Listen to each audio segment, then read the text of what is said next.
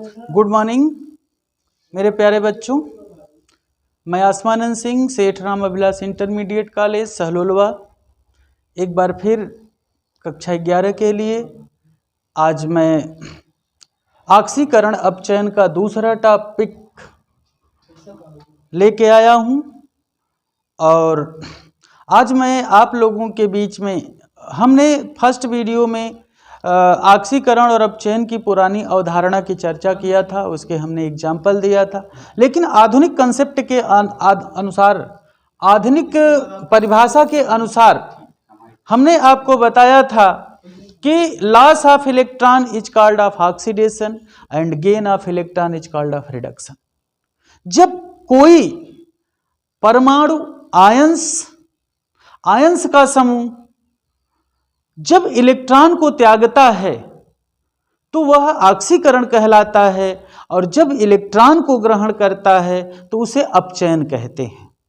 आइए हम लोग एक एग्जाम्पल के माध्यम से समझते हैं ऑक्सीकरण और अपचयन क्या है। सबसे पहले देखिए, यहां पर नाइट्रिक अम्ल के जलीय विलयन में जब आयोडीन डाला गया तो ये आयोडेट बनाता है और नाइट्रिक ऑक्साइड उसके साथ H2O बनाता है।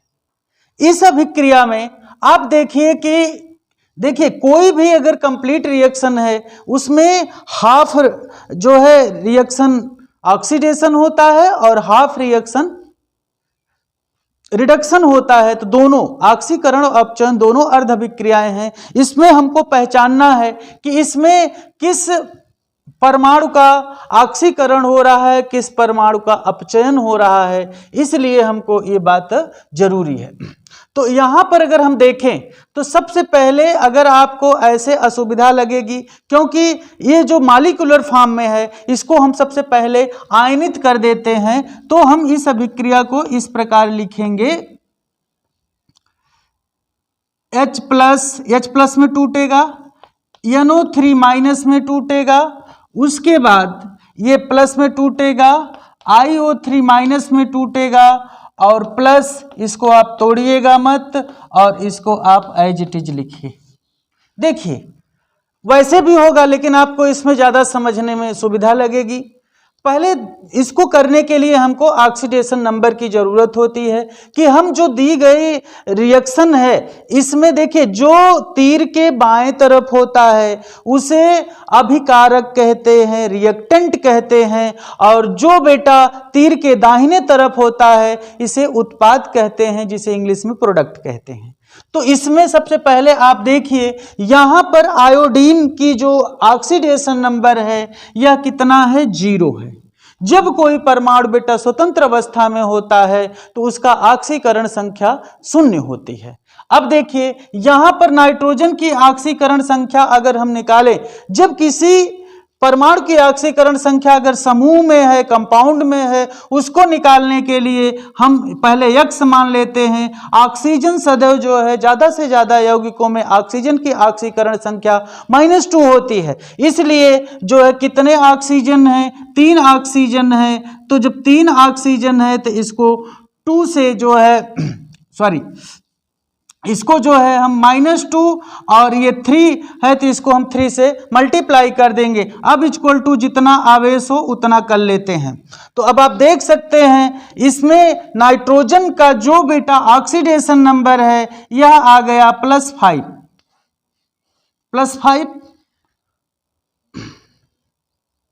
ऑक्सीजन की ऑक्सीकरण संख्या +5 आ गई। अब यहां पर देखिए आयोडीन का निकालना है तो हम इसको X मान लेंगे प्लस, अब डायरेक्टली कर दे रहे हैं क्योंकि हम अभी पढ़ाए नहीं हैं, आपको समझाएंगे, -6 = -1। तो अगर यहां पर अगर हम लोग देखें तो ये -6 है और ये यहां पर है तो कितना हो जाएगा, +5 यहां पर हो गया। और यहां पर देखिए X + 4 = 0, तो यहां पर नाइट्रोजन की ऑक्सीकरण संख्या +4 है और H2O को निकालना नहीं है। अब हम अगर इसको सब इसके ऊपर काउंट कर दें तो यहां पर देखिए ये +5 है, ये +5 है और यहां पर देखिए ये +5 है, यहां पे नाइट्रोजन +4 है। अब जरा देखिए यहां पर अब हम इसको मिटा देते हैं क्योंकि इसकी जरूरत है। अब आपको जो हम पढ़ाएंगे तो आप ऐसे चुटकी बजाकर इसको निकाल लेंगे, इसमें कोई दिक्कत नहीं है। अब देखो बेटा, यहां 0 ऑक्सीडेशन से आयोडीन +5 में जा रहा है, यहां पर हम जो है क्या कर रहे हैं, मतलब ये इलेक्ट्रॉन का लॉस कर रहा है। Loss of electron is called oxidation. तो ये क्या हो जाएगा बेटा, ऑक्सीकरण हो जाएगा। यह अभिक्रिया क्या कहलाएगी, ऑक्सीकरण कहलाएगी। अब देखिए +5 से +4 जा रहा है, अर्थात एक इलेक्ट्रॉन ग्रहण कर रहा है। तो इस अभिक्रिया को हम लोग कहेंगे अपचयन। अब देखिए किसी भी अभिक्रिया में हम इस प्रकार से पहचान लेते हैं कौन सी अभिक्रिया ऑक्सीकरण है, कौन सी अभिक्रिया अपचयन है। अब देखो यहां पर बहुत सिंपल सी बात है, जब तक हमको बेटा ऑक्सीकरण संख्या निकालना नहीं आएगा तब तक अभिक्रिया को नहीं पता। लेकिन आज इंट्रोडक्शन के रूप में आप इतना जान लीजिए कि जब कोई परमाणु इलेक्ट्रॉन का त्यागता है तो ऑक्सीकरण कहलाता है, जब इलेक्ट्रॉन को ग्रहण करता है तो अपचयन कहलाता है। अब इसके बाद देखिए आप यहां पर ये अर्ध अभिक्रिया आयोडीन 0 से +5 में जा रहा है, अर्थात 5 इलेक्ट्रॉन त्याग कर ऑक्सीकरण कर रहा है। यहां बेटा नाइट्रोजन +5 से +4 में जा रहा है, अर्थात एक इलेक्ट्रॉन ग्रहण करके अपचयन कर रहा है। इस प्रकार देखिए एक अर्ध अभिक्रिया ऑक्सीकरण की और एक अर्ध अभिक्रिया अपचयन की। इसीलिए ये हमारा टॉपिक कंफर्म हो जाता है रिडॉक्स।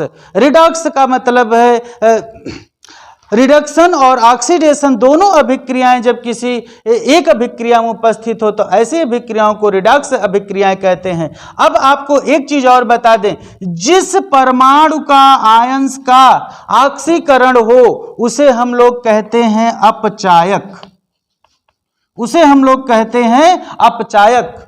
और बेटा जी जिसका अपचयन होता है, जिस परमाणु का आयंस का अपचयन होता है उसे हम लोग कहते हैं ऑक्सीकारक।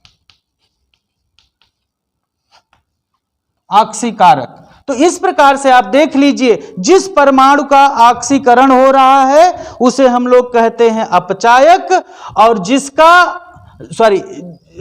ऑक्सीकरण हो रहा है उसे अपचायक कहते हैं, और जिसका अपचयन हो रहा है उसे ऑक्सीकारक कहते हैं। ये बड़ा कंफ्यूजन टॉपिक होता है, इसको ध्यान से पढ़िए। अब हम नेक्स्ट टॉपिक कल लेके आएंगे।